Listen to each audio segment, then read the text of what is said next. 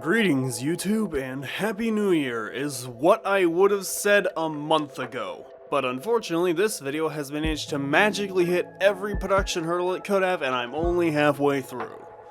I have been hexed by a wizard.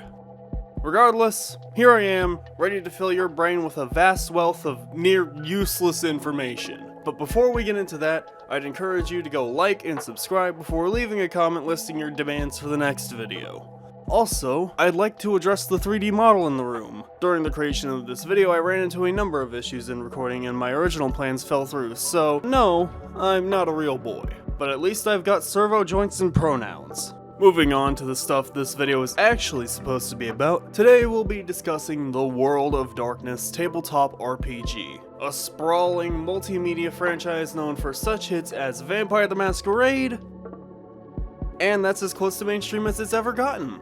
Which is a shame really, as the level of creativity on display in these games is unlike anything else out there. So come along with me as I show you around the WOD.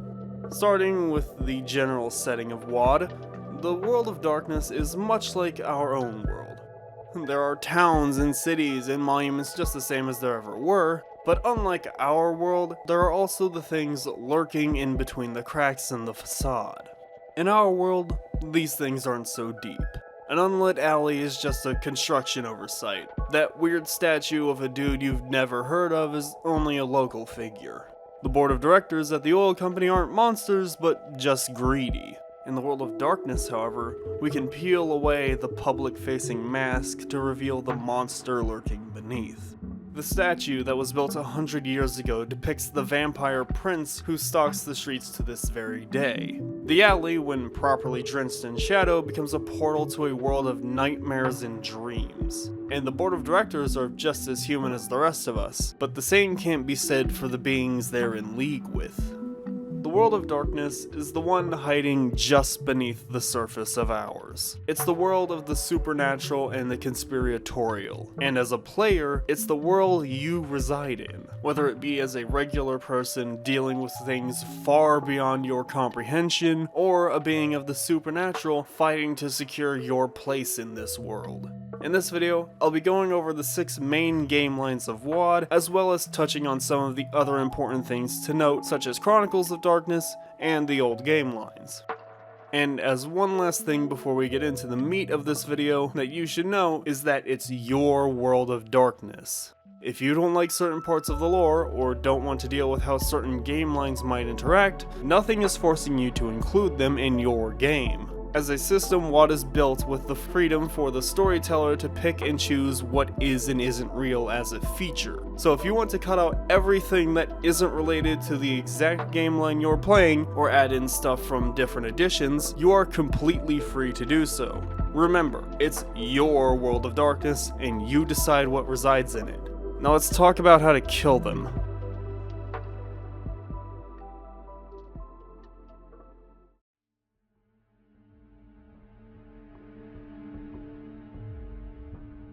In Hunter the Reckoning, you play as a regular person. Well, that's not entirely true. By virtue of the fact that your character has at least encountered the supernatural, you are anything but regular. It's more that in terms of creatures of the night, you don't have any special powers or weaknesses that could set you apart from the run-of-the-mill dude. So, what is a hunter? In short, a hunter is anyone who has witnessed the supernatural and proceeded to dedicate themselves to the hunt. The hunt being the large-scale process of tracking down and slaying anything that goes bump in the night. Because of this, hunters come in all shapes and sizes, whether they be a paramilitary death squad deployed by the Vatican to hunt down all the vampires in New Orleans, or a hapless mechanic from Cairo who just learned that werewolves are real a week ago. For our purposes in this video, hunters can be broadly divided into 2 major groups, the independents and the orgs.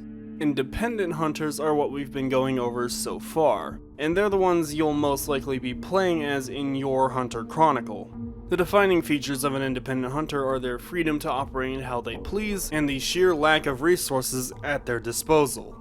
Typically, the only things an independent hunter will know about their quarry is whatever dubious intel they could scrounge for, and whatever they can learn when the thing they're hunting is currently trying to rip their arms off. On the other side of the coin, org hunters, or jobbers as they are more often referred to, are typically given access to far more resources and information than your average hunter. However, this typically consists of just enough to kill the quarry and maybe make it out alive. Knowledge is power after all, and as a hunter you are a valuable tool for whoever is employing you.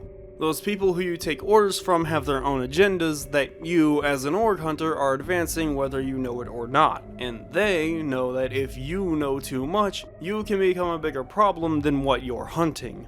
Orgs by their very nature cannot be solely about the hunt. There's always an ulterior motive, and as a jobber, you exist to serve that motive until you become a threat to it. Regardless if they're an independent hunter or an org jobber, all hunters have one mission in common, and that is to hunt what they call their quarry. An important thing to note is that by virtue of the fact that hunters are forced to work with incomplete or fragmented information, they often find themselves going up against the outliers of the supernatural world. Mutated abominations, fringe strains of vampirism, and inexplicable hauntings are all common sights for hunters. Not because of their frequency, but because they stand out from the hidden society they would normally be a part of. Not to mention, the resources required to hunt the ordinary monsters are often out of reach to even the most trusted of org hunters. As a hunter, the prospect of hunting something like an elder vampire is so far from what you're capable of, you'll be lucky to survive cleaning up their messes.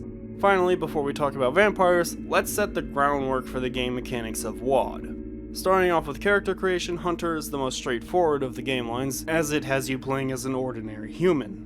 Unlike other TTRPGs, which for the most part use a d20 based system of values and modifiers, WoD uses a d10 dice pool system, in which the number of dice you roll is determined by the number of dots in the relevant skills and attributes. As we go through the different game lines, I'll explain how each of them make changes and add-ons to the core formula, but for now, just know this is how the core system of the game works.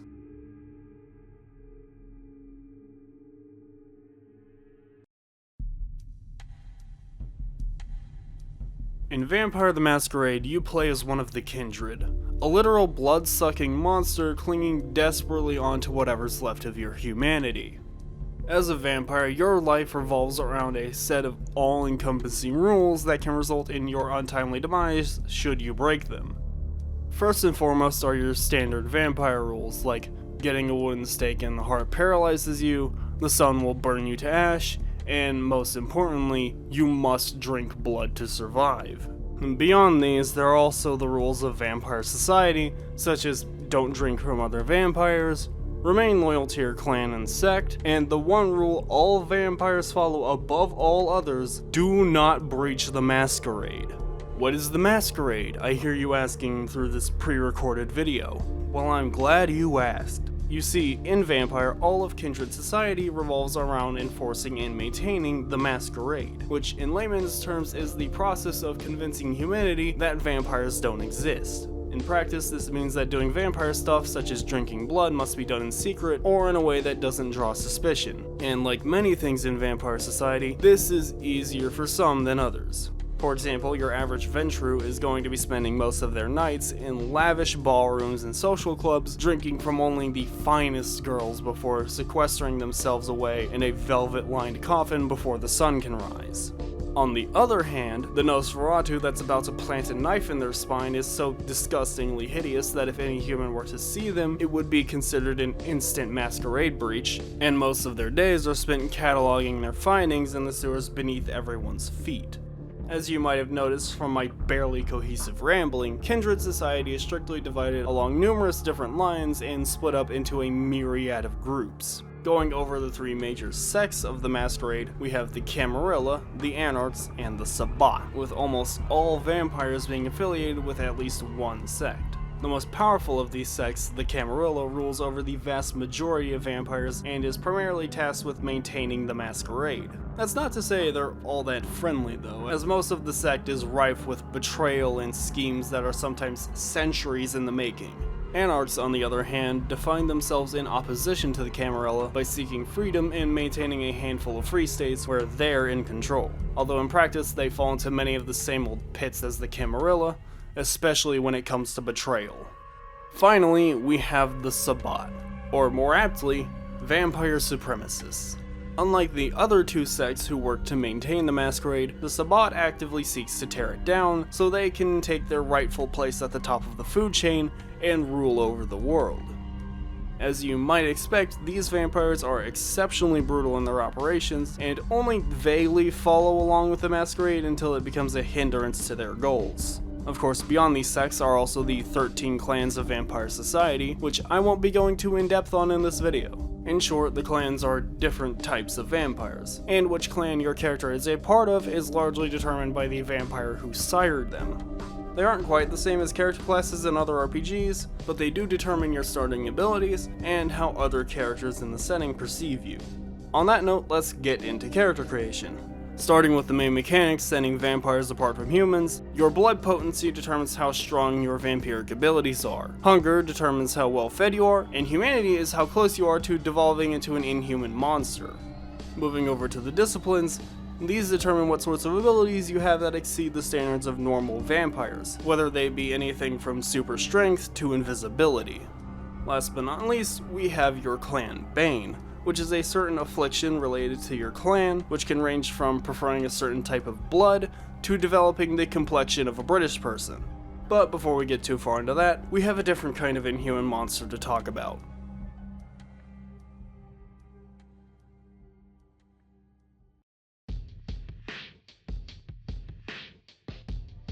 In Werewolf the Apocalypse, you play as one of the Garo, a spiritual warrior of Gaia's fury. In a sense, you're an environmental super soldier, but instead of handing out flyers and trying to police consumer behavior, you're transforming into a wolf and killing oil CEOs. As a werewolf, you're an inherently chaotic being with the ability to shift between forms on a sliding scale between human and wolf. And as one of these beings, your one and only purpose is to fight against the apocalypse. There's one small problem, however. You, and the rest of the Garo, don't actually have any idea what the apocalypse actually looks like. There are theories, of course, but no one's certain of what the apocalypse they were created to defend against even is. Most werewolves actually believe the apocalypse has already happened and we're currently living in its aftermath, whereas others believe it's yet to happen. Regardless, the one thing all werewolves are at least somewhat aware of is the fact that Gaia is dead.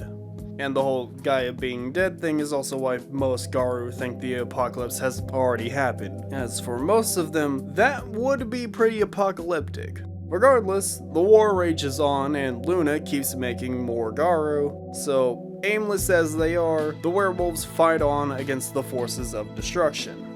Moving on from the comparatively small conflicts of the Garo, in order to understand why any of this stuff is happening, we need to expand our focus out to the realm of spirits. For our purposes here, we'll be keeping our view somewhat limited to the three most important spirits known as the Triad. First on our list is the Wild, the great spirit of creation, which essentially is just a big formless maw that constantly spits out random chaos. Next, there's the Weaver, the great spirit of order, which takes the chaos created by the Wild and gives it form and consistency. Finally, there's the Worm, the great spirit of destruction, which takes things created by the Weaver and devours them. For a time, the Triad lived in peace as the Wild spit out new stuff, the Weaver would give it form, and the Worm would eat it, starting the cycle all over again. That was until the Weaver decided it didn't want to see its things get devoured by the Worm, and so it solidified the ancient spirit and imprisoned it in a specially designed cage.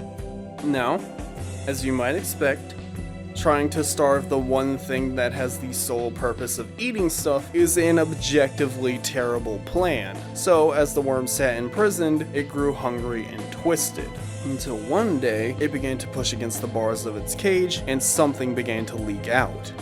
It's at this point that the timeline gets a bit muddy because it's not clear what happened next. Some werewolves believe the worm broke out of its cage and began to wreak havoc on the world, as evidenced by all of the pollution and war plaguing Earth. whereas others are convinced the worm is still trapped due to the fact that the world is still here and remarkably undestroyed. No matter what camp you fall into, as one of the Garo, your purpose is clear: defend nature and the world from the things that would destroy it.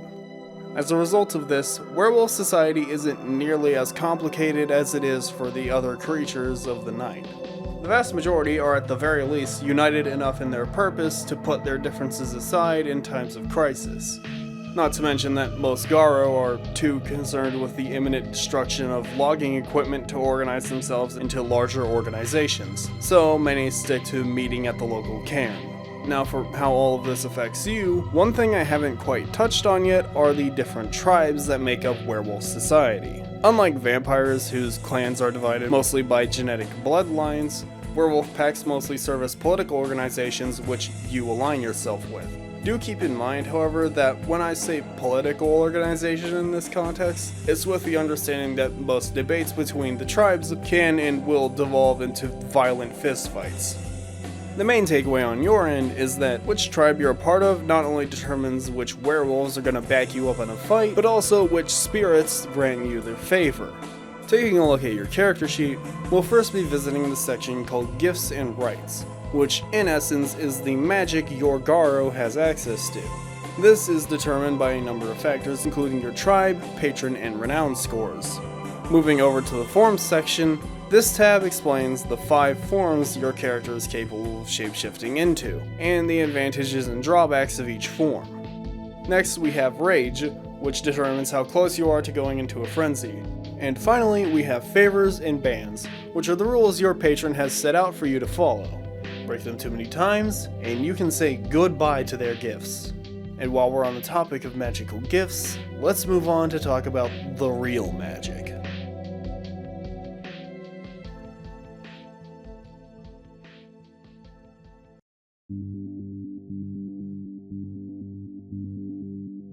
In Mage the Ascension, you play as someone who has realized the one fundamental truth of existence. Reality is bullshit. All of everything, life, death, space, time, it's all a made-up farce that you can just disregard whenever it suits you. Yeah, in case you couldn't tell, Mage is by far my favorite WoD game line, but before I can really get into it, there is something we need to establish.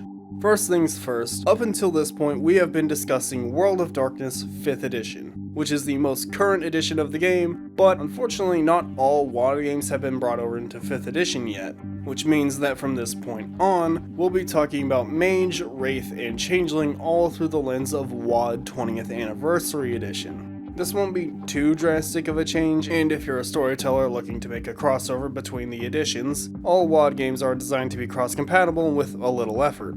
As for the player side of things, not much is changing mechanically, just know the process of character creation will be a bit different than in 5th, and you'll typically be rolling out with a stronger character. Alright, where was I? You're a dude, reality is fake, let's talk magic. Now one thing I'm sure most of you have yet to notice is that in the previous chapters of this video, I've been spelling magic M-A-G-I-C, whereas in this section, I've been spelling it M-A-G-I-C-K. This is because unlike the other magical beings in WoD, like vampires and werewolves, mages are capable of using what is referred to as dynamic magic, which is effectively the ability to manipulate the fundamental fabric of reality. Mechanically, this means characters using static magic need to complete a list of requirements to perform a spell with a specific outcome, whereas mages are capable of conjuring a magical effect with nothing but the power of their own will. This form of magic is not without its drawbacks, however, as if a mage isn't careful with how they use their magic, they're likely to get a visit from a mysterious stranger. This mysterious stranger will then do something to neutralize the mage's powers before detaining them and taking them away to a space station where they can't break reality anymore. Trust me when I say, the best way to get someone interested in Mage is to tell them about the magical reality cops. It works like you wouldn't believe. But before we can talk about that, we first need to go over the second part of the title. So, what is the Ascension? Good question. We don't know. In a similar vein to the apocalypse, there are many theories as to what it is. Some think it's the process of every mage becoming a god, others believe it to be some form of all-encompassing understanding, and some mages even believe it to be a state of oneness with all reality. The only thing we know for sure about the Ascension is that all mages are capable of doing it, and when they do, they disappear from our world entirely. And to this end, each mage has their own avatar, which is this weird spiritual thing that only they can perceive, and we think it wants to help you along the path to Ascension. At the very least, mages that go along with their avatar tend to ascend faster than those who don't.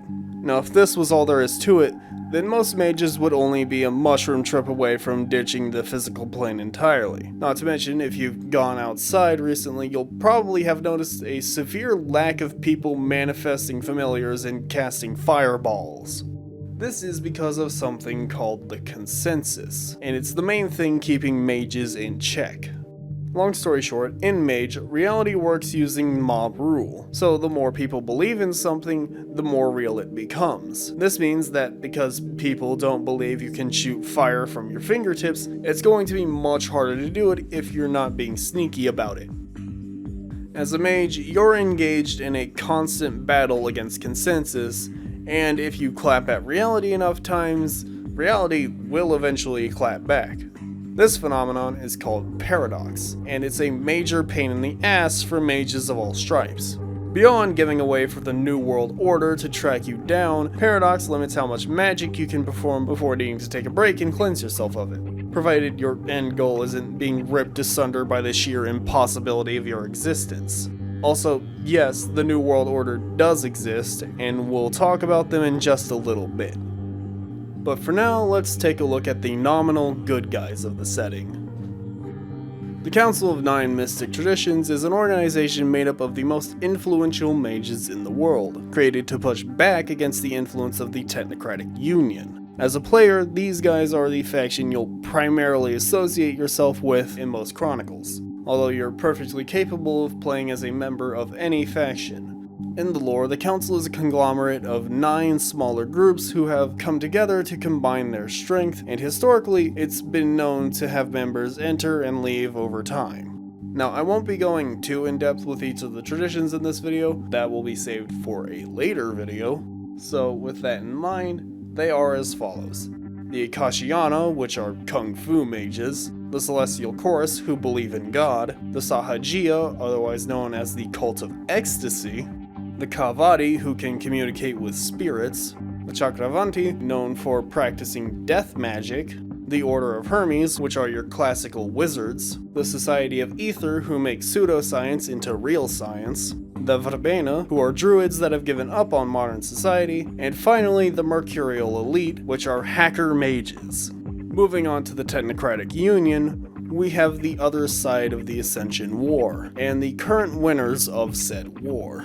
Unlike the Council, which believes mages should be able to do magic whenever and wherever they want, the Technocracy believes reality should be ordered and predictable for everyone. Seeing as they are in the business of making reality, the Technocracy likes to show themselves as an impossibly vast organization, moving in a single unified direction to those who see them. However, this could not be further from the truth, as the Technocracy is run by mages, or enlightened scientists as they prefer to say, which are inherently idiosyncratic beings poised to go off in their own directions. So, much like the Council, the Technocracy is made up of 5 smaller organizations that each work to maintain consensus in their own unique ways. First, we have Iteration X, who use cybernetics to enhance field agents and advance humanity. Next, there's the New World Order, who know you specifically and what you're thinking, and like any good big brother, they're always watching out for you. After that, we have the Progenitors, who do reality deviance and find new ways to deal with reality deviance. Next, there's the Syndicate,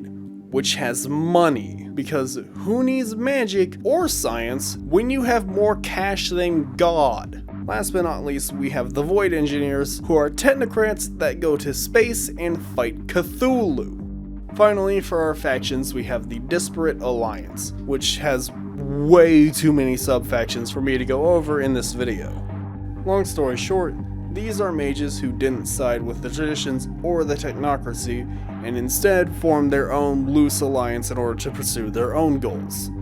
There's also the Nefandi, who are mages that think Ascension is cringe and are evil. They're kind of one-dimensional like that. Don't get me wrong, they're a cool enemy to fight and you can play as them if that's something you want to do. They just have far less going on than the other factions, and mostly serve as an edgelord Team Rocket. Moving on to character creation, let's take a look and see what makes a mage tick. Right off the bat, we've got the 9 spheres of magic, which represent what sorts of magic your mage knows how to use. Moving on, next we have Arete, Quintessence, and Paradox, which each represent something different about your mage. Arete is basically a measure of how well you understand magic as a whole, Quintessence shows just how much magical power is within you, and Paradox is how much you've managed to piss off reality. Aside from that, there's also Focus, Wonders, and Rotes, but those are starting to get into the nitty-gritty of how your specific mage does magic, so we won't be getting into them in this video. And now that we've gotten through the longest part of the video, it's time to go over something much less complicated. You know, like dying.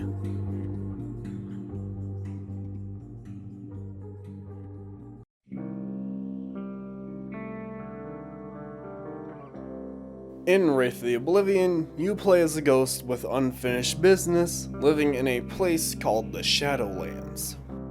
So, you died. Not to worry, it happens to the best of us. But what you didn't do was settle all that unfinished business you had going on. So now, instead of ending up in the place you were supposed to, you're stuck down here in a place called the Shadowlands. Also, you're being sold off into slavery, which, all things considered, is better than how you could have ended up. Now, at this point, you've probably got a number of questions, not all of which can be easily answered in this video. For the sake of brevity, let's start off with the most straightforward. What is this place? Welcome to the Lower Umbra, or as you'll be referring to it, the Shadowlands. A dreary little layer of reality sitting between the realm of spirits and the all-consuming Oblivion storm that will one day destroy everything, if nothing is done to quell it.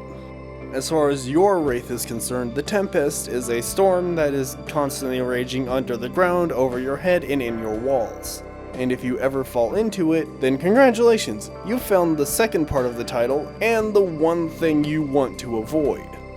Getting back to business, now that you've had some time to adjust to being a Wraith in the Shadowlands, it's time you learned about your new overlords. The Stygian hierarchy was once a sort of humanitarian organization, created to provide all Wraiths with a chance to find peace and move on from their lives. Or at least that was until Emperor Charon left and the entire societal structure of Stygia fell into corruption and scheming. Nowadays, the legions that make up the Stygian hierarchy are engaged in a constant cycle of treachery and infighting that grinds up the souls of the race under their command until there's nothing left to save. As a Wraith existing within this system, your goals are inherently opposed to the agendas of those who rule over you, especially if you turn out to be useful to them. Of course, if all of this being stacked up against you was all there is to it, then the game would be far too easy. So, as is to be expected at this rate, you are also your own worst enemy. Within each Wraith exists a being defined by all of their worst attributes that wants nothing more than to see them brought low by their own hand. This is your Shadow, and the main reason people consider it hard to get into this game. In essence, the way the Shadow works is that one person at your table will have their Wraith character, and another player will be given control over their Shadow. This player will then be tasked with screwing over whoever gave them control of their Shadow at every opportunity the story presents. As well as these internal shadows, there are also specters, which are Wraiths who have completely given into their shadow and now do everything in their power to feed Wraiths to the Tempest. Interestingly, the same way Wraiths have a shadow pushing them to do evil, specters have an internal psyche pushing them to do good. Finishing off with the mechanics of character creation, I'll have to admit Wraith is not my particular area of expertise, so if something I say here is wrong, simply convince yourself it was right. Starting off strong, we've replaced the usual health system with corpus, which means how close you are to vanishing into complete nothingness. Next there's pathos, which measures how mentally stable your wraith is. Passions and fetters go hand in hand, with the first being the things your wraith cares about and loves, and the second being the things binding your wraith to its previous mortal existence. After that we've got Arcanoi, which are your more magical ghost abilities. Finally, skipping down to the very bottom of your character sheet, we have your Shadow, whose stats are a dark mirror to yours. Instead of willpower, you have angst. Instead of pathos, you have psyche willpower. Rather than passions, there are dark passions. And finally, instead of fetters, you have thorns. Now that we're done with that, let's move on to something more cheery and hallucinogenic.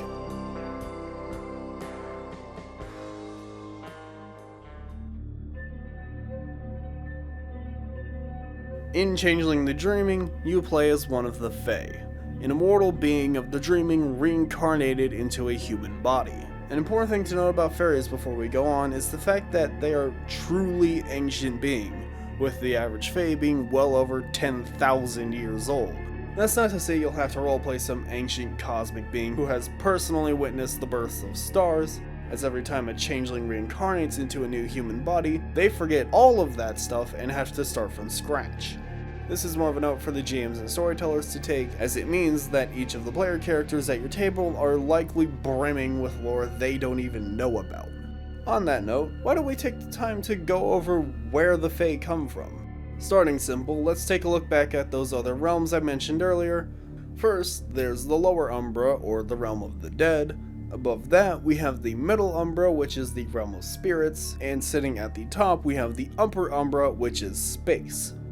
For the most part, this is how reality in WoD functions, with Earth being the real world and existing alongside the Umbrae as you would expect. And then there's the dreaming, the schizophrenic stepchild of reality, which sits off to the side, poking holes in the other parts of reality with a silver stick that is also 17 trillion bendy straws.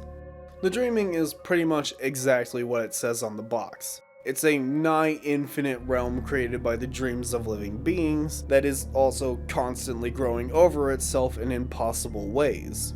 Everything you or anything else imagines, whether it be that novelty pen you had as a kid, abstract shapes that couldn't even exist in 2 dimensions, or the unknowable dreams of deep-sea coral reefs, all become real in the dreaming.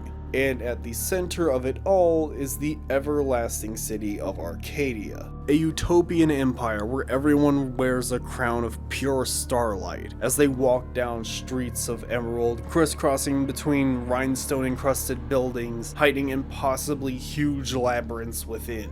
And you, as one of the Fae, a creature of the dreaming, and a changeling, have been permanently banished from those hallowed walls, never to set foot there again. Let's rewind a bit.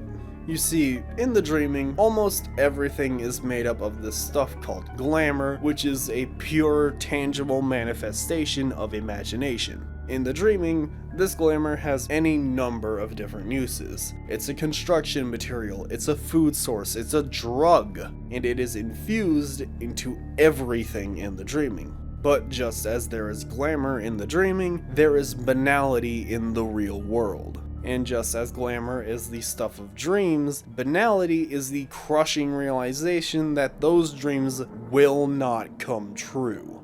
It is the knowledge that others are judging you for your choice of pen. It is the daily monotony of every design being refined down to its pure function. It is the realization that a coral reef is nothing more than a natural formation soon to be destroyed for the well of oil beneath it, and it is poison to the Fae. So if banality really is that bad, then why would any Fae ever become a changeling and risk exposure to it? Well, that's because of a terrible disaster that befell the dreaming a long time ago.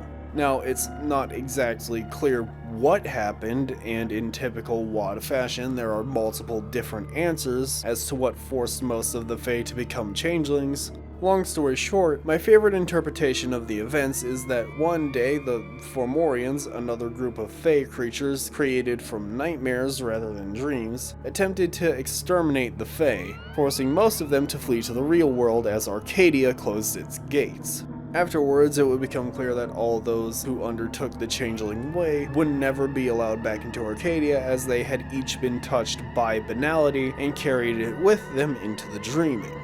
Moving on to the current era, the first thing we need to go over are the Seelie and Unseelie courts, which govern over the vast majority of Changeling society. Starting with the Seelie court, or the Court of Summer, this court is most certainly the more powerful of the two, as it's able to hold on to power over most of Changeling society all year round. Being represented by the summertime, the Seelie court represents dreams of joy and comfort, of picnics out under the sun, and nights of bountiful feasts among friends of all shapes and sizes. On the other side of the coin, we have the Unseelie court, or the Court of Winter. Unlike the Seelie court, this one has been forced into the position of the lesser court, as their opposite refuses to cede power to them come winter. Being represented by the wintertime, the Unseelie court represents dreams of fear and terror, but with the understanding that these feelings are for protection and safekeeping more than anything else. They represent dreams of cold nights spent huddled around the fireplace, of folk heroes outwitting their foes and overcoming the odds, and bountiful feasts that can satisfy even the starving. But if you get greedy and take more than what you're given, you will feel nothing more than the bitter chill of a winter's storm. Beyond the two courts, there are also the kiths, which are broadly the different kinds of fairies there are. It's actually unknown just how many kiths there are, and there are even rules in the Changeling book for creating your own kith. An important thing to note is that the kiths aren't openly associated with the courts, and in fact, any member of a kith can choose to join whichever court they personally side with. The only exception to this are the Sidhe, which are changeling nobles who have come to the real world to rebuild their kingdom. Although their allegiance to the courts can change between lifetimes, once they're officially ennobled, it can be hard for them to switch. Finally, getting on to character creation, we start off with arts and realms, which make up the core building blocks of Changeling magic. Simplifying it down for time, arts are the specific spells cast by changelings, and realms are forms of Fae magic used to enhance those spells. Next up, we have birthright and frailty, which are a set of traits dependent on your kith and function as two innate boons you get for just being you, and a drawback that functions the same way. After those, there are glamour, nightmare, and banality, which all go hand in hand with one another. First off, glamour measures how much glamour you currently have infused into yourself. Nightmare represents the pull of the dreaming itself, bringing you closer to bedlam. And banality, which shows how much you are burdened by the weight of the real world. Finally, we have your changeling's ravaging/musing threshold, which explains how your character generates or harvests glamour for themselves. Now, with all 6 of the main game lines covered, it's time to finish up this video.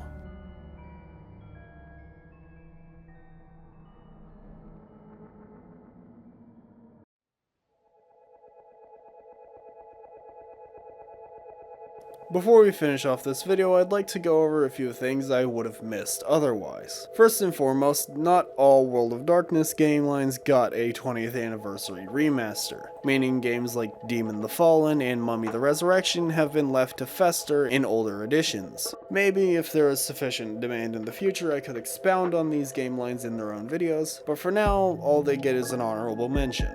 In a similar vein, I've left out Chronicles of Darkness, which is a spin-off series that reboots the status quo for many of the game lines. Although Chronicles is fascinating, most of its content consists of revamped WoD stuff, and some game lines brought back from older editions with a fresh new look. Perhaps I'll give it a closer look in the future, but once again, it didn't fit into this video. Of course, I'd like to reiterate, it's your World of Darkness. If you want to omit or add in stuff from different game lines or editions, you are completely free to do so. Seriously, I've seen people willfully trap themselves in ancient versions of this game just because they aren't fans of how the newer editions are handled. If you don't like how something works in the newer versions, don't worry, it's not sacred, you can just change it. And that's it. That is a full introduction of World of Darkness, all contained in a single video. If you enjoyed the video, leave a like. If you enjoyed me, subscribe to my channel. And if you have any feelings that still haven't been expressed with those 2 button clicks, leave a comment telling me all about it. And that's about it. See you next time I take way too long to make a video.